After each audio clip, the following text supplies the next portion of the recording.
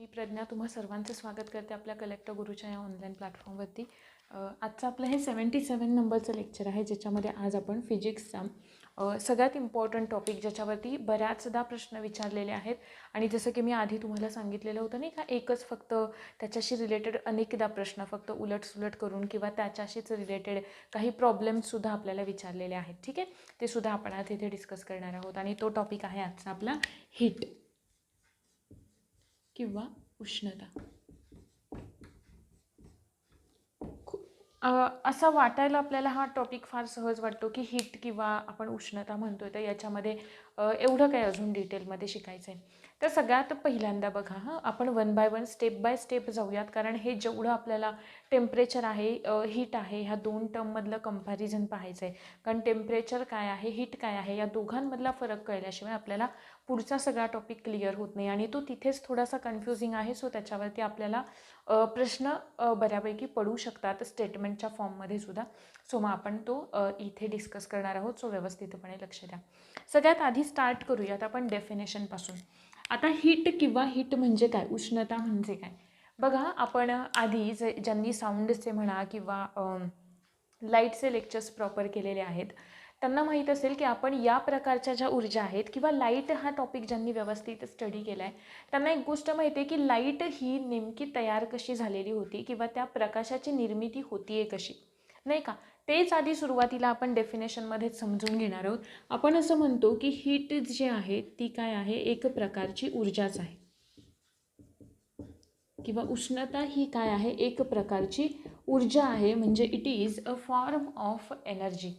मग आता बघा साधी गोष्ट लक्षात घ्या, जर का उष्णता ही एक ऊर्जा आहे बरोबर, ऊर्जा आहे, मग या ऊर्जेचा कोणता ना कोणता तरी सोर्स असतो. सगळ्यात पहिला पॉईंट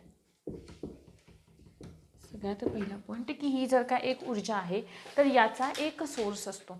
मग उष्णता ऊर्जा ही काम काय करते, सगळ्यात महत्त्वाचं म्हणजे आपण डेफिनेशन आधी इन डिटेल बघूयात की उष्णता हे एक प्रकारची ऊर्जा आहे की जिचं ट्रान्सफर किंवा जी कशा पद्धतीने प्रवाहित होते, जास्त टेम्परेचरकडून हाय टेम्परेचरकडे आहे बरोबर. म्हणजे उष्ण वस्तूकडून एखाद्या थंड वस्तूकडे हिचं काय होतंय, प्रवाहित होते किंवा हिचं काय होतंय, ट्रान्समिशन होतंय, प्रवाहित होतीये. सगळ्यात पहिलं झालं. त्याच्यानंतर दुसरा महत्त्वाचा मुद्दा पुढे जाऊन आपण ते डिटेलमध्ये पाहणार आहोत.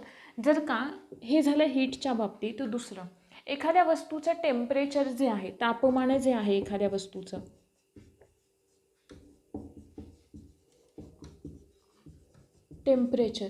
ते टेम्परेचर आपण कशावर डिसाईड करतो, म्हणजे एखाद्या वस्तूचं तापमान म्हणजे किंवा एखादी वस्तू किती उष्ण आहे किती गरम आहे या आधारावरती, किंवा एखादी वस्तू किती थंड आहे हे दर्शवतं त्या वस्तूचं तापमान.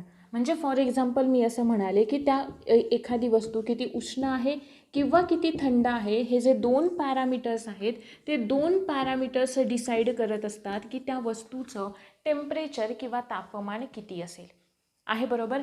तिसरा पॉईंट आपल्याला हे सांगतो की जेव्हा आपण एखाद्या वस्तूचं तापमान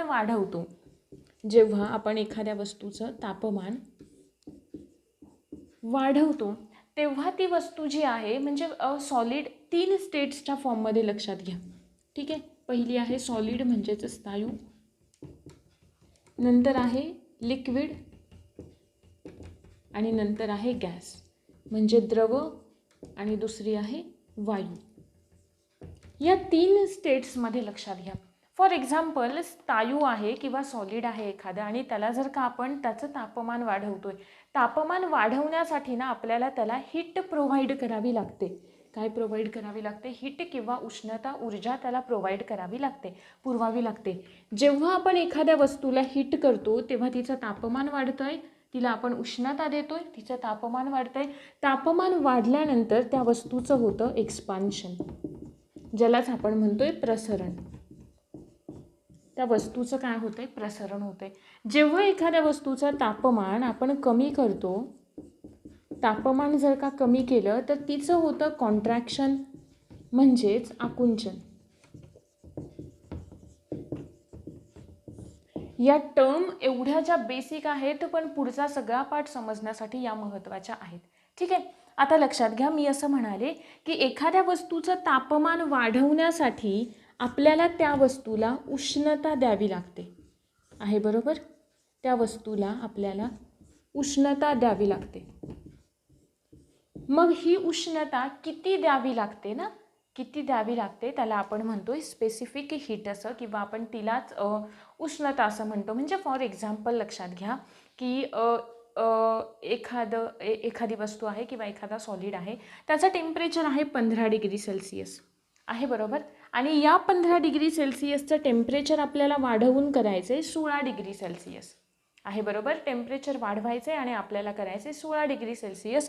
तर जेवढी म्हणजेच 15 degree Celsius to 16 degree Celsius temperature होण्यासाठी आपल्याला जेवढी उष्णता प्रोव्हाइड करावी लागली ना, जेवढी उष्णता आपल्याला त्याला द्यावी लागली, त्या उष्णतेला आपण काय म्हणतो, स्पेसिफिक हीट असं म्हणतो, आहे बरोबर. मग आता बघा, ही जी हीट आहे स्पेसिफिक हीट, अजून डिटेलमध्ये आपण पुढे बघूयात. पण आत्ता लक्षात घ्या की जेव्हा आपण उष्णता देतो तेव्हा पहिलं काय होईल, तिचं एक्सपान्शन होईल. पहिली कंडिशन की जेव्हा मी असं म्हणाले की आपण तिला उष्णता दिली तर तिचं काय होणार आहे, एक्सपान्शन होणार आहे. म्हणजे ती वस्तू जी आहे ती प्रसरण पावणार आहे. ही झाली पहिली केस, आहे बरोबर. दुसरी केस काय होऊ शकते, तिला जर का आपण उष्णता देतच राहिलो, कन्सिडर करा हा आहे आईस, बर्फ. इथे त्याला उष्णता दिली आपण, त्याचं झालं पाणी. आणि इकडे काय झाली, आता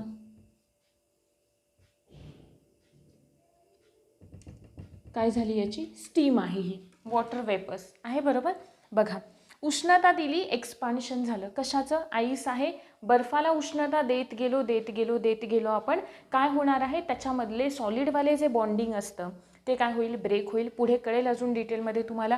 त्याचं कशामध्ये रूपांतर होईल, लिक्विडमध्ये रूपांतर होईल. म्हणजे इथे काय होतंय, जर का आपण उष्णता प्रोव्हाइड करतच राहिलो, ठीक आहे, ती एक्सपांड तर झाली, पण तरीसुद्धा आपण तिला उष्णता प्रोव्हाइड करतच राहिलो तर तिचं काय होतं, अवस्थांतर होतं. काय होतं,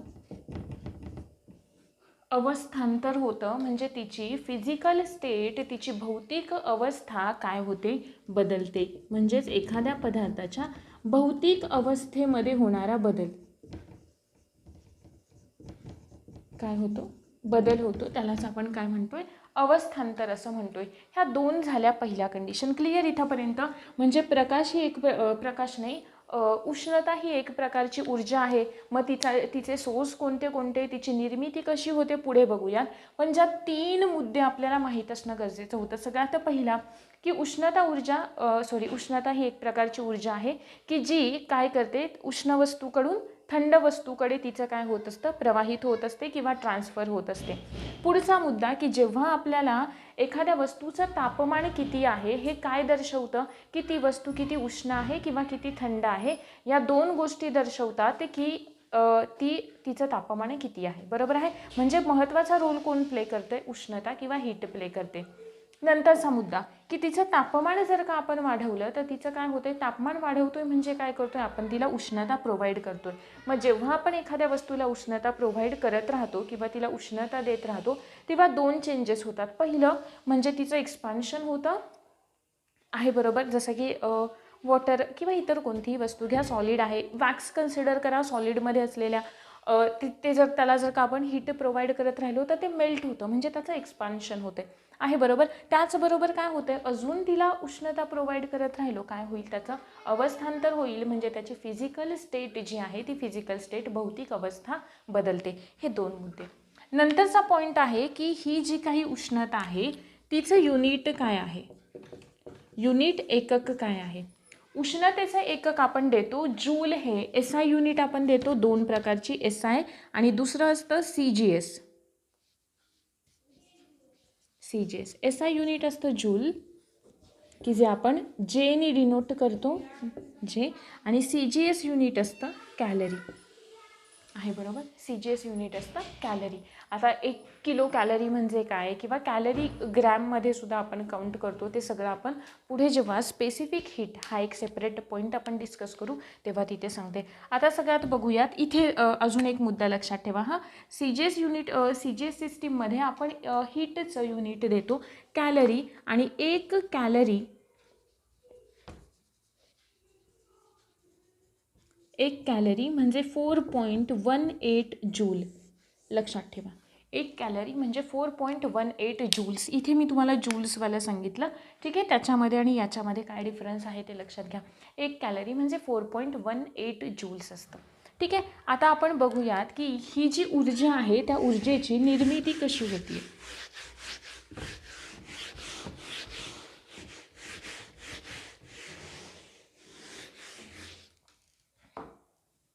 सगळ्यात पहिला पॉईंट काय म्हणतोय आपण, it is a form of energy. Form असं नाही म्हणता येणार, actually it is one type of energy, नाही का.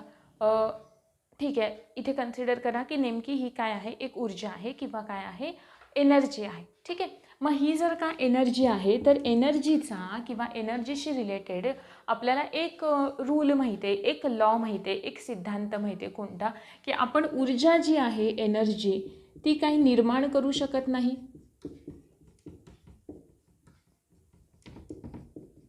किंवा आपण ती नष्टसुद्धा करू शकत नाही. फक्त आपण तिचं काय करू शकतो, एका प्रकारातून दुसऱ्या प्रकारामध्ये कन्व्हर्जन करू शकतो, आहे बरोबर. हा तर सगळ्यांना लॉ माहीतच आहे, आपण आधी लाईटच्या वेळी खूप व्यवस्थितपणे हा शिकलो होतो.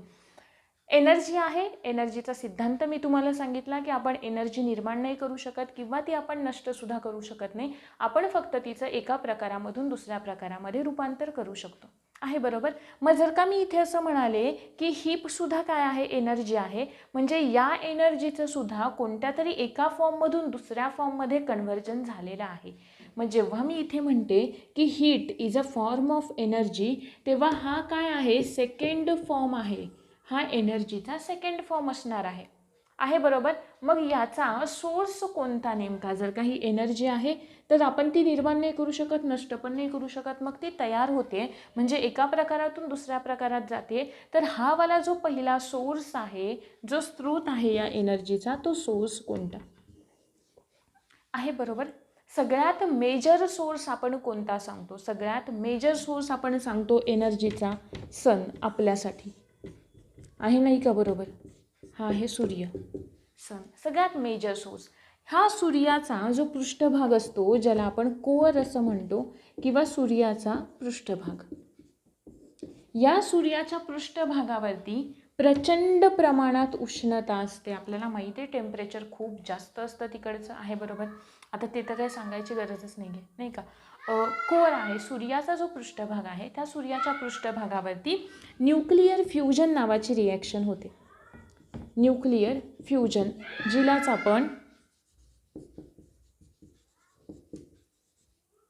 आपण केंद्रकीय सम्मीलन असं म्हणतो, आहे बरोबर. न्यूक्लिअर फ्युजन किंवा केंद्रकीय सम्मीलन. आता केंद्रकीय सम्मीलन, केंद्रक म्हणजे इथे कोणते तरी दोन न्यूक्लियाय इन्व्हॉल्व असणार, आहे बरोबर. न्यूक्लियस म्हणते न्यूक्लिआय कारण दोन आहेत, म्हणजे कोणत्या ना कोणत्या तरी दोन ॲटम्सचे न्यूक्लियाय एकत्र येणार आहेत, केंद्रक एकत्र येणार आहेत, बरोबर आहे. मग ते सिमिलर असेल. मग सूर्याचा जो काही पृष्ठभाग आहे तिथे हायड्रोजनचं प्रमाण जास्त असतं. मग आपण 2 हायड्रोजनचे आयसोटोप्स घेतले. आयसोटोप्स म्हणजे काय आपण डिटेलमध्ये शिकलेलोच आहे.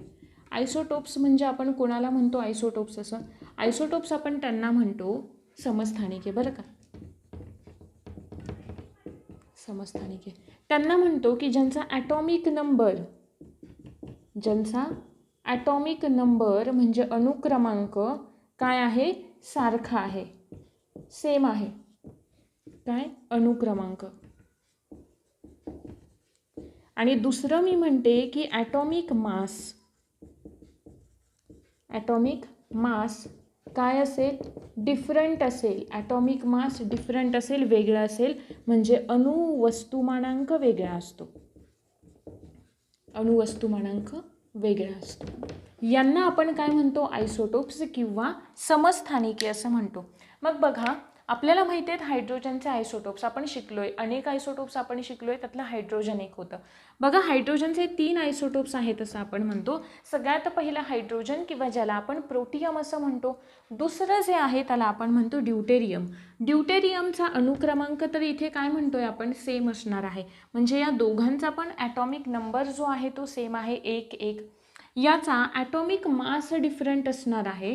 मग आयसोटोप्स आहेत हायड्रोजनचे, आपण एक घेतलं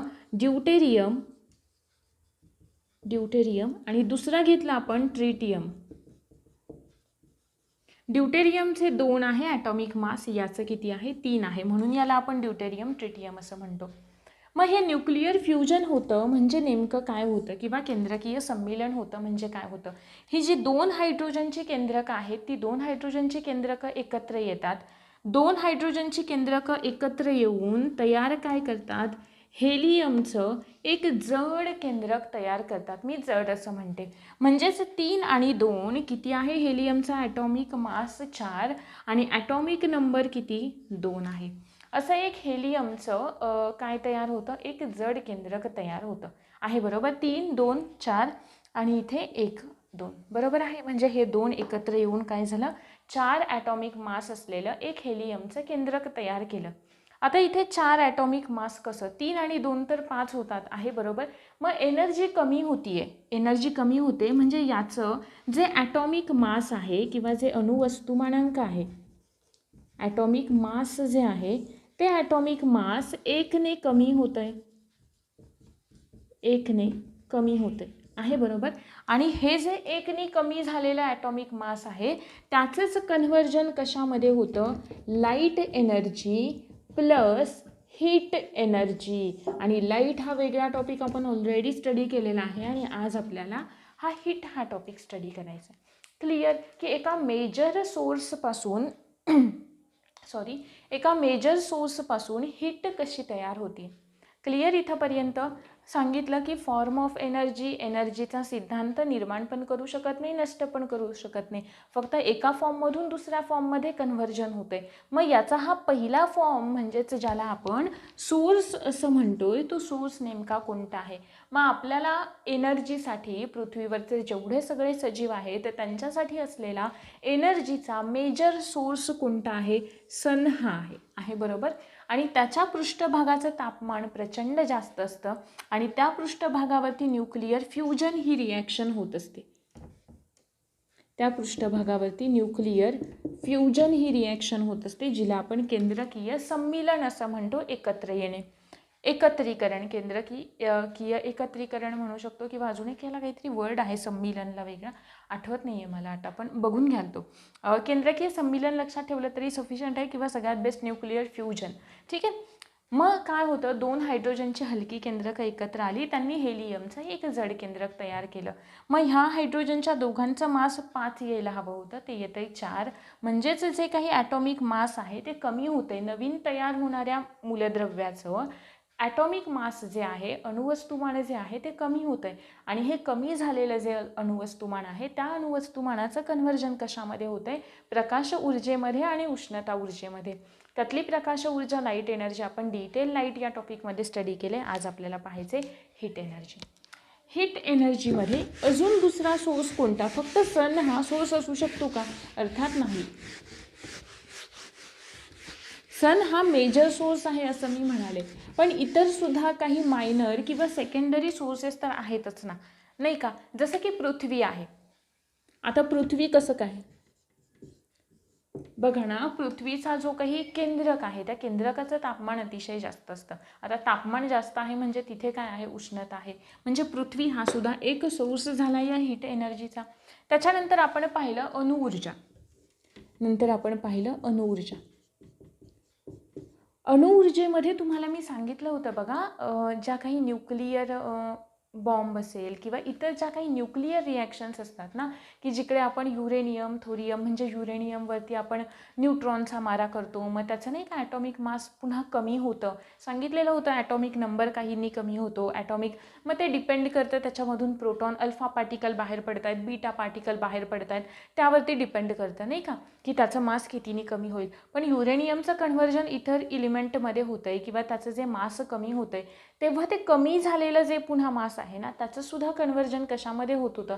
आपण शिकलेलो होतो की युरेनियम जे आहे त्या युरेनियमवरती जर का आपण न्यूट्रॉन्सचा मारा केला किंवा त्याच्यावरती जर का आपण अल्फा पार्टिकल्सचा मारा केला तर किंवा इतर जर का न्यूट्रॉन्सचा मारा केला आपण त्याच्यावरती तर त्याच्यामधून अल्फा पार्टिकल बाहेर पडेल आणि एखाद्या एलिमेंटमधून जर का अल्फा पार्टिकलचं इमिशन होतं आहे तर त्याचा ॲटॉमिक नंबर कमी होतो आणि ॲटॉमिक माससुद्धा कमी होतं आहे बरोबर. आणि त्याचं कन्व्हर्जन कशामध्ये होतं, थोरियममध्ये होतं आहे बरोबर. मग हे जे कमी झालेलं मास आहे ना, ठीक आहे ना, कमी झालेलं जे मास आहे त्याचं कन्व्हर्जन कशामध्ये होतं आहे, पुन्हा हीट एनर्जीमध्ये होतं आहे. म्हणजे प्रत्येक ठिकाणी न्यूक्लिअर फ्युजनच असेल असं गरजेचं नाही आहे. जर का आपण या काही रिॲक्शन बघितल्या तर ते तिकडे न्यूक्लिअर फ्युजन रिॲक्शनसुद्धा महत्त्वाचा रोल प्ले करते एखाद्या उष्णतेच्या निर्मितीसाठी. नंतर अजून कोणती एनर्जी आहे का, येस, रासायनिक ऊर्जा, केमिकल एनर्जी. आता रासायनिक ऊर्जा कशी काय, रासायनिक ऊर्जा कशी काय. आता रासायनिक ऊर्जा आपण ऑलरेडी कितीतरी अभिक्रिया आपण शिकलो नाही का, की ज्याच्यामध्ये हीट प्रोड्यूस होते. आपण एक्झोथर्मिक रिॲक्शन पाहिल्या की ज्या काय करतायत उष्णता किंवा हीट बाहेर टाकतायत म्हणून आपण त्यांना एक्झोथर्मिक रिॲक्शन असं म्हणतोय. थर्म म्हणजे उष्णता किंवा हीट आहे बरोबर. मग ही सुद्धा रासायनिक ऊर्जा, ही सुद्धा एक मायनर सोर्स आहे. मेजर तर आपण पाहिला सण, ही सुद्धा एक हीट एनर्जीचा महत्त्वाचा सोर्स आहे. आणि त्याच्यानंतर आहे हवा. हवेमध्ये सुद्धा रिस्पॉन्सिबल असते हवा काही प्रमाणामध्ये उष्णता कॅरी करण्यामध्ये, किंवा हवेमध्ये सुद्धा एक तापमान हवेचं कसं वाढतं आहे किंवा काय होतं आहे त्याच्यावरती डिपेंड असतं. त्याची ती उष्णता कशा पद्धतीने कॅरी करते त्यासाठी आहे बरोबर. इथंपर्यंत क्लिअर आहे. हीट म्हणजे नेमकं काय क्लिअर झालं. त्याच्यानंतर कॅलरी तुमचं क्लिअर झालं. उष्णतेचे सगळ्यात महत्त्वाचे काही 3-4 पॉईंट्स मी तुम्हाला सांगितले ते क्लिअर झाले. आणि आता पुढच्या पार्टकडे आपल्याला वळायचं आहे की नेमकं हे तर सोर्स सांगितले. आता आपल्याला डिफरन्स बघायचा आहे की टेम्परेचर म्हणजेच तापमान आणि उष्णता यांच्यामध्ये नेमका डिफरन्स काय आहे. ठीक आहे.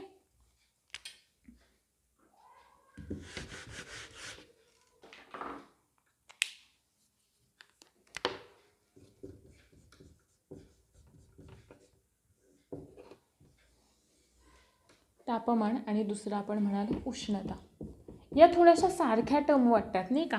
तापमान आणि उष्णता थोड्याशा सारख्या वाटतात. आता बघा तुम्हाला आपण जर काही एक स्टेट बोर्डमध्ये दिलेला खूप छान असा एक एक्झाम्पल आहे. म्हणजे त्यांनी आपल्याला ते एक डेमॉन्स्ट्रेशनच्या फॉर्ममध्ये दिले. आपण जर का 3 बाऊल घेतले आणि त्या 3 बाऊलमध्ये आपण पाणी ठेवले, थोडंसं गरम पाणी ठेवले की ज्याच्यामध्ये आपण हात बुडवू शकतो एवढ्या गरम नाही का, अगदीच गरम नाही.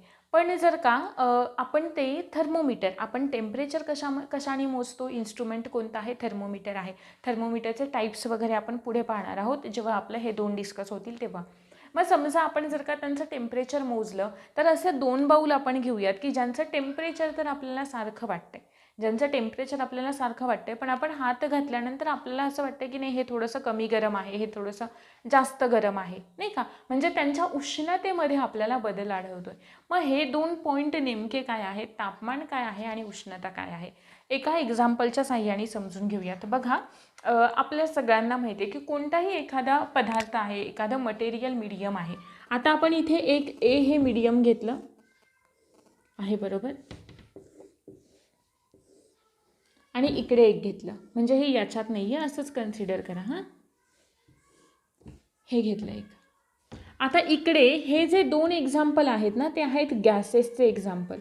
ठीक आहे. म्हणजे इथे काय आहे, गॅस आहे किंवा वायू आहे असं आपण म्हणूयात, वायू कोणताही असेल. आणि हे जे आहे ना तो आहे स्थायू पार्टिकलवालं, म्हणजे सॉलिड आहे हे. ठीक आहे. आता एक बेसिक घटक आपल्याला माहिती आहे की गॅस आपण कोणाला म्हणतो, गॅस आपण कोणाला म्हणतो असं नाही, प्रश्न चुकीचा झाला नाही का. गॅस म्हणजे आपण त्याच्या प्रॉपर्टीज काय सांगतो, गॅसेसच्या प्रॉपर्टीज आपण सांगतो की त्याच्यामधल्या पार्टिकल्समध्ये, 2 पार्टिकल्समध्ये किंवा 2 ॲटम्समध्ये जो काही इंटरमोलिक्युलर स्पेस असतो, इंटरमोलिक्युलर स्पेस काय असणार आहे, जास्त असणार आहे. सॉलिडमध्ये इंटरमोलिक्युलर फोर्स काय असतो, कमी असतो. हे पहिला मुद्दा क्लिअर. इंटरमोलिक्युलर फोर्स याच्यामध्ये जास्त, इकडे याच्यामध्ये कमी. नंतर मला सांगा इंटरमोलिक्युलर स्पेस इकडे जर का जास्त आहे कोणामध्ये, गॅसेसमध्ये, मग आपण शिकलेलो होतो टाईप्स ऑफ इंटरमोलिक्युलर फोर्सेस. मग इंटरमोलिक्युलर फोर्सेस हे कसे असतात, वीक असतात, किंवा आपण त्यांना असं म्हणू शकतो नाही का, वीक अट्रॅक्टिव्ह फोर्सेस. आठवत असेल तर बघा स्टेट्स ऑफ मॅटर पहिला टॉपिक, इंटरमोलिक्युलर फोर्सेसना आपण म्हणतो वीक अट्रॅक्टिव्ह फोर्सेस. मग वीक का? कारण जेवढ्या ॲटम्स दोघे जवळ आहेत तेवढा त्यांच्यामध्ये असलेला फोर्स जास्त.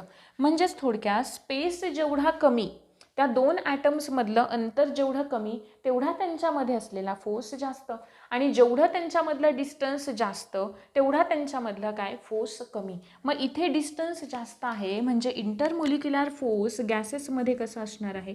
कमी असणार आहे. जर का इंटरमोलिक्युलर फोर्स कमी आहे तर हे कसे असतात?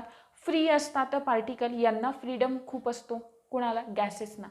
हे जे सॉलिड्स आहेत, सॉलिड्समध्ये इंटरमोलिक्युलर फोर्सेस कसा असणार आहे?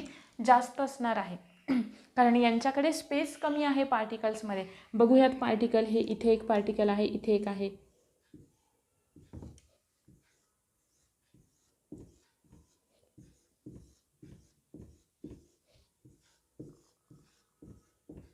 आहे क्लिअर इथंपर्यंत? आता बघा, हा जो गॅस आहे ना, तो गॅस आहे हॉट गॅस, म्हणजे उष्ण. बरं का?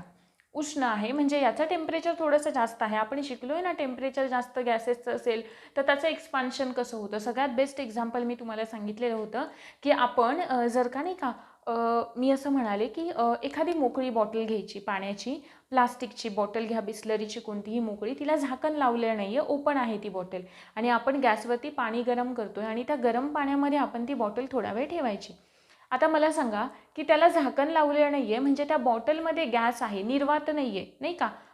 निर्वात पोकळी ज्याला, वॅक्यूम नाही आहे, गॅस त्याच्यामध्ये आहे. कोणतंच मीडियम नसणं म्हणजे वॅक्यूम, पण त्याच्यामध्ये आत्ता गॅस आहे. सो त्या बाटलीमध्ये, त्या पाण्याच्या बाटलीमध्ये गॅस आहे आणि त्या बाटलीला झाकण न लावता आपण जर का गरम पाण्यामध्ये ठेवलं किंवा गरम पाण्याच्या त्या बाऊलमध्ये आपण ठेवलं तर ते पाणी कसं आहे? बाजूचं गरम आहे. मग ते गरम पाणी त्याच्या आतमधल्या गॅसचं सुद्धा टेम्परेचर काय करतं? वाढवतं.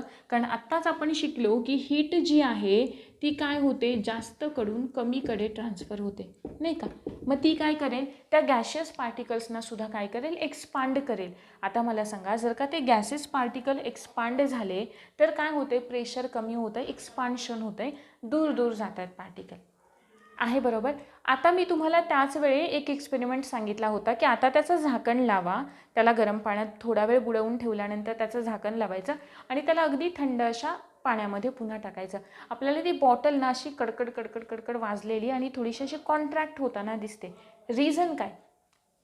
जास्त तापमानामध्ये ठेवलं आहे, एक्सपान्शन झालं गॅसचं, म्हणजे थोड्याशा गॅसनी जास्त जागा व्यापली. बरोबर आहे? त्याला आपण थंड केलं, थंड केल्याच्या नंतर ते पार्टिकल्स जवळ आले, त्यांचं टेम्परेचर कमी केल्यावर काय होतं आहे? कॉन्ट्रॅक्शन होतं आहे. टेम्परेचर कमी केलं, कॉन्ट्रॅक्ट झाले, म्हणजे ती बॉटलसुद्धा काय होते? आकुंचन पावते. म्हणजे तिच्याकडे तेवढा गॅस नाही, आणि गॅस माहिती आहे जेवढं दिलं आहे व्हॉल्यूम तेवढं ऑक्युपाय करण्याचा प्रयत्न करतो.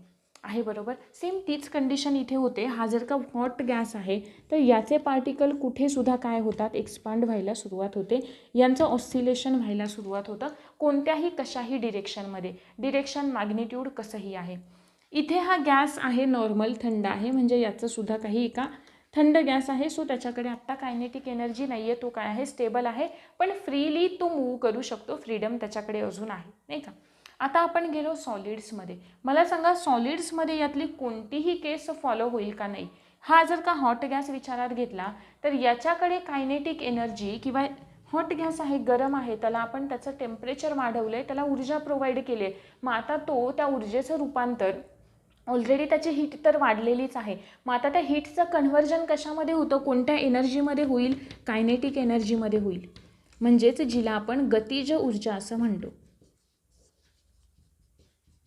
गतिज ऊर्जा. आहे बरोबर? म्हणजे हे पार्टिकल काय व्हायला सुरुवात होतील? यांच्याकडे गती आली, कायनेटिक एनर्जी आली, मोशन आली की यांचं व्हायब्रेशन व्हायला सुरुवात होईल. आता या सॉलिड्सना आपण गरम केलं. या सॉलिड्सना गरम केल्याच्या नंतर यांना आपण काय प्रोव्हाइड केली? यांना आपण प्रोव्हाइड केली हीट. हीट प्रोव्हाइड केली, सॉलिडचं टेम्परेचर वाढलं. हीट प्रोव्हाइड केल्यावर रिझल्ट काय असेल? तापमान वाढणे. आहे बरोबर? तापमान वाढणे. आता पुढचा मुद्दा बघा, सॉलिडचे पार्टिकलला फ्रीडम आहे का? नाही आहे. म्हणजे ते एकाच जागेवर राहणार, ते यांच्यासारखे इकडे तिकडे इकडे तिकडे मूव्ह नाही होऊ शकत, किंवा त्यांचे मोशन होऊ नाही शकत. मग हे पार्टिकल्स जे आहेत ना, त्यांचं ते ज्या जागेवर आहे तर त्याच जागेवरती व्हायब्रेशन व्हायला सुरुवात होतात किंवा त्यांचं ऑसिलेशन तिथेच सुरू होतं. हे जे दिसतंय आपल्याला ना, ते अशा पद्धतीने यांचं ऑसिलेशन व्हायला सुरुवात होते. ते ज्या जागेवर आहे त्याच जागेवर आहे, बरोबर. ते इतर पार्टिकल्स सारखे इकडे तिकडे मूव्ह नाही होऊ शकत आहे, बरोबर. अशा डिरेक्शनला मूव्ह नाही होऊ शकत. हा आहे सॉलिड्समधला डिफरन्स. म्हणजे सगळ्यात महत्त्वाचा मुद्दा कोणता, की जर का यांच्यामध्ये सॉलिड्समध्ये इंटरमोलिक्युलर फोर्स जास्त असतो. इंटरमोलिक्युलर फोर्स जास्त असल्यामुळे ते एकमेकांशी अतिशय स्ट्रॉंग बॉन्डनी बांधले गेलेले असतात. त्याच्यामुळे त्यांना टेम्परेचर प्रोव्हाइड केलं तरीसुद्धा ते एखादं मेटल आहे खूप जास्त उष्णता प्रोव्हाइड केल्यानंतर अर्थात त्यांचं विस्थापन होणार आहे. पण या टेम्परेचरला, ज्या टेम्परेचरला आपण गॅसला करतोय त्या टेम्परेचरला केलं तर हे पार्टिकल्स विस्थापन होईल का, यांचं डिस्प्लेसमेंट होत नाही. हा एक सगळ्यात बेसिक फरक आहे. आता त्याच्यानंतर बघा दुसरं एखादं एक्झाम्पल आपण घेऊयात. दुसरं एक्झाम्पल घेतलं ए आणि बी केसचं. ए आणि बी केसचं. आता ए आणि बी या केसमध्ये तुम्हाला फरक कळेल. मी इथे काय म्हणाले की यांना जेव्हा आपण उष्णता प्रोव्हाइड करतोय खूप झाली, मग ती खूप झाल्यावर त्याचं कन्व्हर्जन कशात होतं आहे, कायनेटिक एनर्जीमध्ये. आणि आता ही कायनेटिक एनर्जी लक्षात ठेवा, कारण ती कायनेटिक एनर्जीच या दोन टर्म्स एक्सप्लेन करते. ए हा हे आहे आणि हे दुसरं आहे बी हे. ठीक आहे. ए जी वस्तू आहे आणि ही आहे बी ही वस्तू.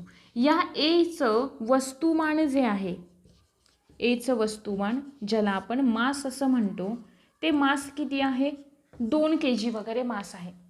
सॉरी 2 kg मास आहे एचं. सॉरी बी जे आहे, बीचं वस्तुमान किती आहे, बीचं वस्तुमान आहे 4 kg एवढं. मग मी असं म्हणू शकते का की एच्या वस्तुमानापेक्षा दुप्पट वस्तुमान कोणाचं आहे, बीचं आहे. म्हणजे डबल आहे ना, 2 आहे 4 आहे. मग मला सांगा, जर का मी यांना हीट केलं, या दोघांना मी हीट केलं, उष्णता प्रोव्हाइड केली, हीट करते म्हणजे उष्णता प्रोव्हाइड करते आहे, बरोबर. त्यांचं टेम्परेचर वाढणार आहे. टेम्परेचर वाढलं की काय होतं, यांना कायनेटिक एनर्जी प्राप्त होते, गतिज ऊर्जा प्राप्त होते. कायनेटिक एनर्जी एकत्र यायला हवं होतं नाही का, आहे बरोबर. कायनेटिक एनर्जी प्राप्त होते. आता कायनेटिक एनर्जी प्राप्त झाल्यानंतर ती कशा पद्धतीने प्राप्त होईल, याला कायनेटिक एनर्जी जी असेल ना, याला ती समजा 2 आहे आणि याची जी कायनेटिक एनर्जी असेल ती किती असेल, 4 असेल. म्हणजे ज्याचं मास जास्त आहे, ज्याचं वस्तुमान जास्त, त्याला कायनेटिक एनर्जीसुद्धा जास्त असेल. ज्याचं मास जास्त त्याची कायनेटिक एनर्जीसुद्धा जास्त असणार आहे, बरोबर. मग आता मुद्दा लक्षात घ्या, कायनेटिक एनर्जी ही दोघांची असते. कायनेटिक एनर्जी दोघांची असते. सगळ्यात पहिली कायनेटिक एनर्जी, सगळ्यात पहिल्यांदा कोणती आहे, एका सिंगल ॲटमची कायनेटिक एनर्जी, एका सिंगल ॲटमची कायनेटिक एनर्जी. आणि दुसरा महत्त्वाचा मुद्दा की ओव्हरऑल कायनेटिक एनर्जी, जिला आपण म्हणू शकतो, म्हणजे असं लक्षात घ्या की ही आहे कायनेटिक एनर्जी एका सिंगल पार्टिकलची, आणि दुसरी यांच्यामध्ये जेवढे केवढे पार्टिकल आहेत त्या सगळ्या पार्टिकल्सची कायनेटिक एनर्जी आहे, बरोबर. मग सगळ्या पार्टिकल्सची कायनेटिक एनर्जी काढली तर आपण तिला काय म्हणणार, ॲव्हरेज कायनेटिक एनर्जी,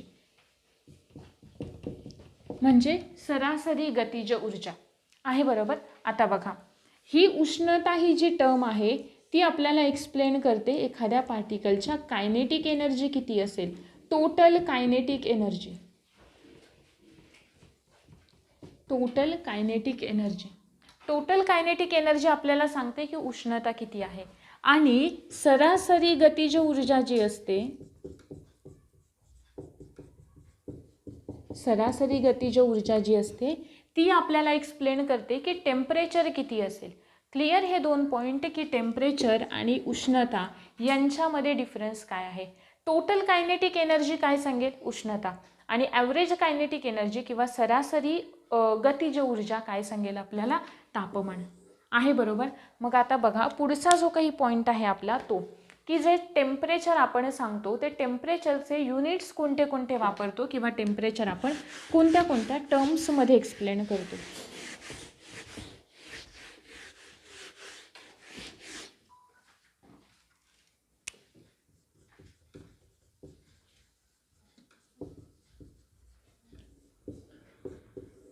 टेम्परेचर.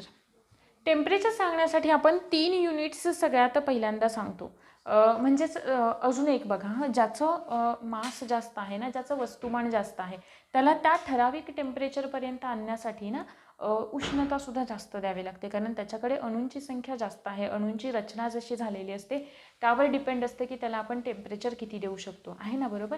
म्हणजे ते एक ठराविक, असं काही गरजेचं नाही आहे की एखाद्या वस्तूचं तापमान आपल्याला या दोघांचं सुद्धा किती करायचं आहे. एखादी आहे 10 kgची वस्तू, एखादी आहे 20 kgची वस्तू, आहे बरोबर. या दोघांचं टेम्परेचर आपल्याला करायचं आहे 50-50 डिग्री सेल्सिअस. तर हे गरजेचं नाही आहे की याला जेवढी उष्णता द्यावी लागते तेवढीच याला द्यावी लागेल, नाही. ज्याचं वस्तुमान जास्त त्याला उष्णतासुद्धा जास्त द्यावी लागते आपल्याला. हा एक मुद्दा लक्षात ठेवायचा. नंतर टेम्परेचर आपण 3 याच्यामध्ये सांगतो. सगळ्यात पहिलं येतं फॅरेनहाइट.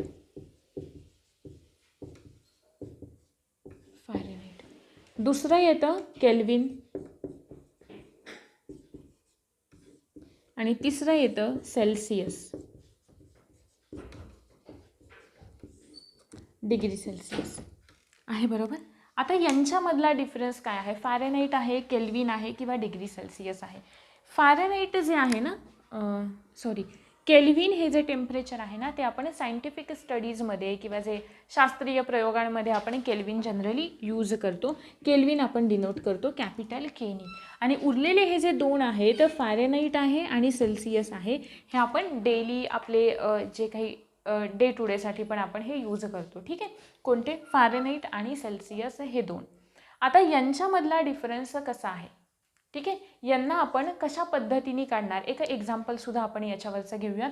बघा, फॅरेनहाइट जे आहे ते आपण डिनोट करतो एफनी, आहे बरोबर. आपल्याला फॅरेनहाइट आणि डिग्री सेल्सिअस यांच्यामधलं जर का रिलेशन सांगायचं आहे तर आपण एक फॉर्म्युला यूज करतो. कोणता formula? F-32 divided by 9 is equal to C/5. हा झाला एक फॉर्म्युला, आहे बरोबर. आणि नंतर जर का आपल्याला डिग्री सेल्सिअसचं केल्विन करायचं आहे तर केल्विनचा आपण फॉर्म्युला सांगतो. केल्विन इज इक्वल टू जेवढे काही डिग्री सेल्सिअस आहे तर तेवढे प्लस 273. हा झाला केल्विन काढण्याचा फॉर्म्युला, आहे इथंपर्यंत क्लिअर. पुढे बघा, एक एक्झाम्पल आपण घेऊयात. आपल्याला सांगितलं आहे की एखादं, ठीक आहे, एक साधं आणि सोपं एक्झाम्पल आपण घेऊया. ती आहे व्हॅल्यू त्याची 68 आहे. एखाद्या वस्तूचं तापमान जे आहे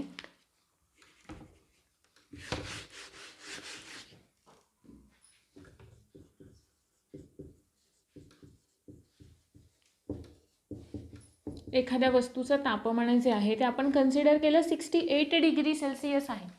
ठीक आहे. आणि 68 डिग्री नाही, 68 डिग्री फॅरेडे आहे. ठीक आहे. मग आता याला आपल्याला कन्व्हर्ट करायचं आहे डिग्री सेल्सिअसमध्ये. आपल्याला डिग्री सेल्सिअसमध्ये कसं करणार? फक्त या फॉर्म्युलामध्ये आपल्याला टाकायचं आहे.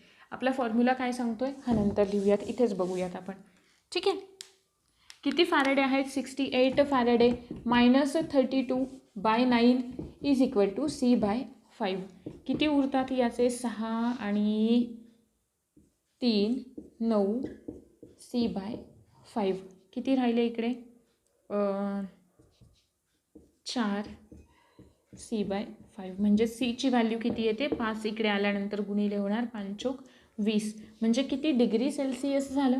20 डिग्री सेल्सिअस. सिम्पल फॉर्म्युला लक्षात ठेवायचा. F-32/9 is equal to C/5.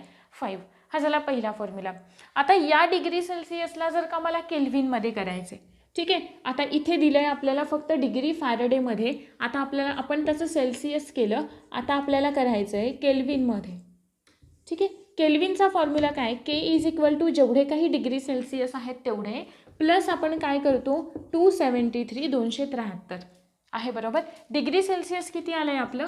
20 plus 273 किती झाले? 293 केल्विन. हे काय झालं? आपलं टेम्परेचर झालं. म्हणजे जर का एखाद्या वस्तूचं तापमान 68 फॅरेडे आहे तर तिचं सेल्सिअसमधलं तापमान किती असेल? सेल्सिअसमधलं तापमान असेल 20 डिग्री सेल्सिअस आणि केल्विन किती असेल? 293 केल्विन, आहे बरोबर. आता त्याच्यानंतर बघा पुढचं जर का एखादं दुसरं एक्झाम्पल आपण घेतलं, स्टेट बोर्डमध्येच दिलं आहे आपल्याला. आपल्याला त्यांनी विचारलं आहे की एक मिनिट फक्त, येस, असं कोणतं टेम्परेचर आहे की ज्या टेम्परेचरला डिग्री सेल्सिअस आणि फॅरनहाइट या दोन्हीचं टेम्परेचर सारखं असेल असं कोणतं टेम्परेचर आहे. ठीक आहे, म्हणजे या दोन्ही व्हॅल्यू सेल्सिअसमधली सुद्धा आणि फॅरनहाइटमधली सुद्धा सेम येईल असं टेम्परेचर कोणतं आहे. साधी आणि सोपी गोष्ट आहे. आपल्याला याचा फॉर्म्युला माहिती आहे, बरोबर आहे. डिवायडेड बाय आपण करतो 9 = C/5. आता आपल्याला टेम्परेचर काढायचं आहे, म्हणजे इकडचे जे इतर लेटर्स आहेत ते एकतर आपल्याला सेम करावे लागतील. ठीक आहे, मग आपण केलं इकडे जे फॅरनहाइट व्हॅल्यू आहे त्या फॅरनहाइटला आपण केलं C आहे, बरोबर. कारण दोघांचं टेम्परेचर सेम आहे असं आपल्याला कन्सिडर करायचं आहे, म्हणजे Cची जी व्हॅल्यू असेल तीच कोणाची असेल, Fची असेल, आहे, बरोबर. आता बघा C मायनस आपण करणार 32/9 = C/5. ठीक आहे, क्रॉस मल्टिप्लिकेशन करा, तिरकस गुणाकार करा. 5C - 32 = 9 × C. काय होतात 5C - 32 × 5 × 10 160 = 9C आहे, बरोबर. आता हे -160 आपण इकडेच ठेवले. 9C हे कसे आहेत, इकडे प्लस आहेत, इकडे गेल्यावर झाले मायनस, म्हणजे इथे आले किती 4C = -160. Cला फक्त इकडेच ठेवा, 4ला इकडे घेऊन या. 4 इथे मल्टिप्लिकेशनमध्ये आहेत, म्हणजे इकडे आल्यानंतर काय होतील, डिवायडेड बाय होतील. 4ने भाग घालवा, किती येतात -40 डिग्री सेल्सिअस. आणि जेवढी व्हॅल्यू Cची असेल तेवढीच आपण इथे फॅरनहाइटची घेतलेली होती, म्हणून किती असेल फॅरनहाइटवालं आणि डिग्री सेल्सिअसमधलं सेम असलेलं टेम्परेचर कोणतं असेल, -40 डिग्री. क्लिअर इथंपर्यंत? ठीक आहे. त्याच्यानंतर बघा पुढचा मुद्दा, टेम्परेचरचं आपण मोजणार कशामध्ये. याच्यावरती येतं फार सोपे असतात, फक्त याचं कन्व्हर्जन कळायला पाहिजे. किंवा तुम्हाला एक चार्ट दिलेला आहे स्टेट बोर्डमध्ये, ज्याच्यामध्ये त्यांनी आपल्याला डिग्री फॅरनहाइट डिग्रीमधले म्हणा किंवा केल्विनमधले असतील किंवा आत्ता कोणतं सांगितलं, हां, डिग्री सेल्सिअस, फॅरनहाइट आणि केल्विन या तिघांमधले जे काही टेम्परेचर आहेत ते त्याच्या तुम्हाला रेंज दिलेले आहेत मटेरियल वाईज. म्हणजे कोणतंही एखादं वॉटर असेल किंवा इतर कोणतं आहे त्याच्यानुसार त्यांनी काय दिलेत आपल्याला, ते टेम्परेचर दिलेत, कशा पद्धतीने बदलतात ते. नंतरचा सगळ्यात महत्त्वाचा पॉईंट आहे की मेजरमेंट ऑफ अ टेम्परेचर, म्हणजे आपण टेम्परेचर कशामध्ये मोजतो आहे, बरोबर. किंवा इन्स्ट्रुमेंट आपण कोणते वापरतो, कशामध्ये मोजतो हे तर कळालं आपल्याला. 3 आहेत, फॅरनहाइट, केल्विन आणि डिग्री सेल्सिअस. पण त्याचे इन्स्ट्रुमेंट कोणते कोणते आहेत, कोणतं आहे, एकच आहे ज्याला आपण थर्मोमीटर म्हणतो, म्हणजेच तापमापी आहे, बरोबर. या ज्या तापमापी असतात ना, म्हणजे त्याचं इन जनरल स्ट्रक्चर कसं असतं बघा, रेग्युलर जी आधी वापरात होती तिचं बघूयात. एखादी अशी रॉड असते मध्ये टाकलेली आहे, बरोबर. याला खाली इकडे काय असतो, एक असा फुग्यासारखं स्ट्रक्चर असतं ज्याच्यामध्ये काय असेल, पारा असेल. इकडे वरती तुमचे काय असतात, रिडिंग्ज असतात आहे, बरोबर. रिडिंग्ज असतात इकडे वरती. इकडे जेव्हा आपण हिला एखाद्या उष्ण वस्तूच्या कॉन्टॅक्टमध्ये आणतो आहे, बरोबर, एखाद्या गरम वस्तूच्या कॉन्टॅक्टमध्ये आणलं की याच्यामध्ये असलेला जो पारा आहे, आत्ता पारा यूज करत नाहीत, आता अल्कोहोल यूज करतात आहे, बरोबर. कारण पारा हा हार्मफुल असतो, सो मग आता पाऱ्याचा यूज, मर्क्युरीचा यूज आता केला जात नाही, आता अल्कोहोल यूज केलं जातं. ठीक आहे, मग हे जे फुग्यासारखं स्ट्रक्चर आहे आपण त्याला टाकलं एखाद्या उष्ण कोणतीही वस्तू आहे जिचं टेम्परेचर जास्त आहे, मोजायचं आहे आपल्याला, तिथे आपण टाकलं तर काय होणार आहे, आपण शिकलो तापमान वाढलं, तिला उष्णता दिली. तापमान वाढवण्यासाठी आपण तिला काय करतो, एखाद्याला उष्णता देतो. उष्णता प्रोव्हाइड केल्यानंतर त्या वस्तूचं काय होतं, एक्सपान्शन होतं, ती प्रसरण पावते आहे, बरोबर. म्हणजे इथे असलेलं जे अल्कोहोल असेल किंवा जो पारा असेल त्याचं सुद्धा काय होणार आहे, एक्सपान्शन होणार आहे. आणि एक्सपान्शन झाल्याच्या नंतर ते वरती मूव्ह व्हायला सुरुवात होते आहे, बरोबर. आणि हे काहीच असं थर्मोमीटरचं किंवा तापमापीचं स्ट्रक्चर असतं. या ज्या तापमापी असतात किंवा हे जे थर्मोमीटर्स आहेत ते थर्मोमीटर्स जनरली 4 प्रकारचे असतात. सगळ्यात पहिलं आपण जे म्हणतो ती तापमापी, जे मी तुम्हाला आत्तावालं स्ट्रक्चर सांगितलं, सिम्पलवाली आहे, बरोबर, की जिच्यामध्ये आपण खूप जास्त डिग्री म्हणजे 100+ डिग्री सेल्सिअसपर्यंत आपण टेम्परेचर मोजू शकतो. त्याच्यानंतर दुसरी जी असते ती असते वैद्यकीय तापमापी. दुसरी जी असते ती असते वैद्यकीय तापमापी. आता जिच्यामध्ये ना ॲक्च्युली जसं की मी तुम्हाला आत्ताचं ते स्ट्रक्चर सांगितलं, आपल्या शरीराचं किंवा ह्युमन्सचा आपण विचार करूयात. इकडे ह्युमन्सच्या शरीराचं जे काही नॉर्मल टेम्परेचर असतं, नॉर्मल टेम्परेचर जे असतं ते नॉर्मल टेम्परेचर असतं 37 डिग्री सेल्सिअस आहे, बरोबर. मग त्या 37 डिग्री सेल्सिअसच्या टेम्परेचरच्या रेंजमधलंच टेम्परेचर या वैद्यकीय तापमापीने आपल्याला मोजता येतं आणि ती रेंज असते 35 ते 40 डिग्री सेल्सिअस एवढी आहे, बरोबर, वैद्यकीय तापमापीमध्ये. मग हे कुठेतरी लिमिटेड होऊन गेलं. जेव्हा आपल्याला जास्त म्हणजे आपण प्रयोगशाळेमध्ये वापरतोय किंवा कुठे वापरतोय, आता याचा यूज नाही केला जात आहे. इकडे थोडेसे लिमिटेशन्स आहेत नाही का. मग आता याचा यूज आपण बऱ्यापैकी केला जात नाही. मग आता तिसऱ्या प्रकारची यूज केली जाते. तिसरा प्रकार कोणता आहे? तिसरा आहे डिजिटल थर्मोमीटर. तिसरा आहे डिजिटल थर्मोमीटर किंवा डिजिटल तापमापी. ही जी डिजिटल तापमापी असते तिचं स्ट्रक्चर बघा काहीसं हे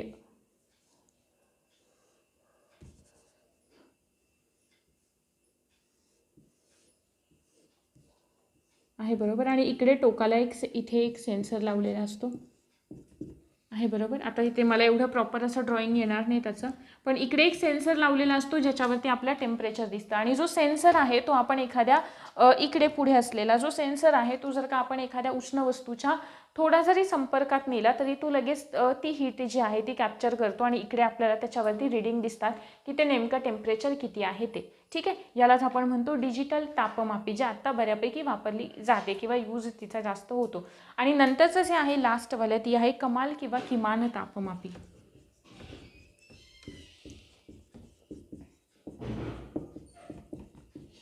कमाल किंवा किमान तापमापी ही जी आहे ना ती जनरली आपण जर का म्हणजे जे काही मेट्रोलॉजिकल डिपार्टमेंट असतात किंवा जिथे काही नाही का तसे एक इन्स्टॉलेशन केलेलं आहे सगळं वेदरिंग पॅरामीटर्सचं. मग ह्युमिडिटी मोजण्यासाठी सुद्धा असतं किंवा रेनफॉल किती आहे, त्या रेनफॉलसाठी जे रेनगेज असतात मेजर करण्यासाठी की किती रेनफॉल झालेला आहे, ठीक आहे ना, डिफ्लेक्शन किती आहे किंवा काही सूर्य म्हणजे त्याचा प्रकाश किती आहे किंवा किती एनर्जी आहे ती मेजर करण्यासाठी सुद्धा ना असे ते एक इन्स्ट्रुमेंट उभे केलेले असतात काही मेट्रोलॉजिकल डिपार्टमेंटमध्ये. तिकडेच ही कमाल किंवा किमान तापमापी आपल्याला पाहायला मिळते. असंच काहीसं स्ट्रक्चर असतं तिचं. ठीक आहे, इथे मध्ये असणार आहे याचे आपले रीडिंग. ठीक आहे, आणि इकडे आपल्याला ते रीडिंग दिसतात की किती आहे, मॅक्झिमम किती आहे, मिनिमम किती आहे, बरोबर. असे ते रीडिंग आपल्याला इकडे दिसतात. जनरली हिचा यूज आपण खूप जास्त हाय एरियाजवरती किंवा जिकडे नाही का ॲग्रिकल्चरल एरियाजवरती जिकडे मेट्रोलॉजिकल डिपार्टमेंट वगैरे आहेत ना तिकडे आपल्याला या प्रकारची थर्मोमीटर्स जे असतात ना ते आपल्याला पाहायला मिळतात. दिवसाचं वगैरे टेम्परेचर किती आहे ते मोजण्यासाठी तिकडे तो सगळा डाटा आपल्याला मिळतो. तिला आपण म्हणतो कमाल किंवा किमान तापमापी. त्याच्यानंतरचा पुढचा जो पॉईंट आहे तो आहे स्पेसिफिक हीट. हे झाले टाईप्स ऑफ थर्मोमीटर. त्याच्यानंतरचा पुढचा पॉईंट मी म्हणाले आहे स्पेसिफिक हीट. आणि हे स्पेसिफिक हीट ज्याला आपण म्हणतोय विशिष्ट उष्मा. विशिष्ट उष्मा. सुरुवातीपासून आपण आता डिस्कस करत आलो की एखादी वस्तू आहे, ठीक आहे, एखादी वस्तू आहे तिचं वस्तुमान काही एकक एवढं आहे. ठीक आहे, आपण कन्सिडर करूयात आहे एकच युनिट असं किंवा एक एकक एवढं वस्तुमान आहे. या वस्तूचं टेम्परेचर आपल्याला वाढवायचं आहे, हिचं आपल्याला तापमान वाढवायचं आहे. आणि तापमान आपल्याला किती वाढवायचं आहे? 1 डिग्री सेल्सिअस एवढं तापमान आपल्याला वाढवायचं आहे, बरोबर. मग या एक एकक वस्तुमान असलेल्या वस्तूचं तापमान 1 डिग्री सेल्सिअसनी वाढवण्यासाठी आपल्याला तिला जेवढी उष्णता द्यावी लागते ना, जेवढी उष्णता द्यावी, तापमान वाढवण्यासाठी उष्णता तर हवी आहे, मग जेवढी उष्णता तिला द्यावी लागते त्या उष्णतेला आपण काय म्हणतो? त्या उष्णतेला आपण म्हणतो स्पेसिफिक हीट असं. आणि जी स्पेसिफिक हीट आपण डिनोट करतो स्मॉल सी या लेटरने, ती आपण डिनोट करतो स्मॉल सी या लेटरने आहे, बरोबर. पुन्हा एकदा लक्ष द्या. एखाद्या वस्तूचं तापमान 1 एकक एवढं वस्तुमान आहे, तिचं तापमान आपल्याला 1 डिग्री सेल्सिअसने वाढवायचं. कन्सिडर करा वस्तुमान काहीही आहे, 10 kgची वस्तू आहे आहे बरोबर.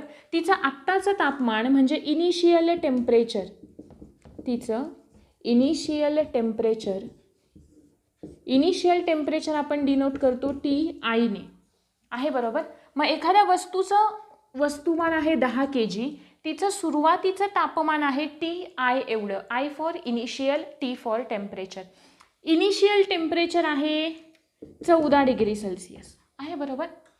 ते टेम्परेचर वाढवायचं आहे 1 डिग्री सेल्सिअसनी. मग 1 डिग्री सेल्सिअस वाढवून जे टेम्परेचर मिळेल त्या टेम्परेचरला आपण काय म्हणूयात, फायनल टेम्परेचर. त्या टेम्परेचरला आपण म्हणतोय फायनल टेम्परेचर. आणि फायनल टेम्परेचर किती होईल आपलं, TF फॉर फायनल, आणि ते होतंय किती, 15 डिग्री सेल्सिअस, आहे बरोबर. मग या 14 डिग्रीचं तापमान 15 डिग्री करण्यासाठी जेवढी उष्णता या 10 kgच्या वस्तूला आपल्याला द्यावी लागते त्या उष्णतेला आपण म्हणतो स्पेसिफिक हीट असं. क्लिअर, किंवा विशिष्ट उष्मा असं, स्पेसिफिक हीट असं. क्लिअर हे मुद्दे.